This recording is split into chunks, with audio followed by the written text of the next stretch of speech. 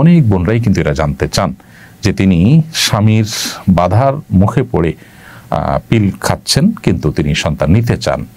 তো তার সেই অধিকার আদায়ের জন্য তিনি যদি পিল অফ করে দেন, সেটি তার জন্য হারাম হবে না, নাজায়েজ হবে না। কারণ স্বামী তার অধিকার থেকে তাকে বঞ্চিত করছেন এবং এই রাইট কিন্তু স্বামীকে দেওয়া হয়নি। তবে হ্যাঁ, আবার বলছি, শরিয়া গ্রাহ্য কোনো যৌক্তিক ওজনের ভিত্তিতে যদি হয় সেটা ভিন্ন কথা। লোকে কি বলবে, চক্ষু লজ্জা কিংবা টাকা পয়সার অভাব, চাকরি বাকরি নাই, কি খাবে, বাচ্চার খরচ কিংবা কোত্থেকে আসবে, এইসব চিন্তা থেকে যদি কেউ এরকম করেন তো সেটা কোনো অবস্থাতেই গ্রহণযোগ্য নয়।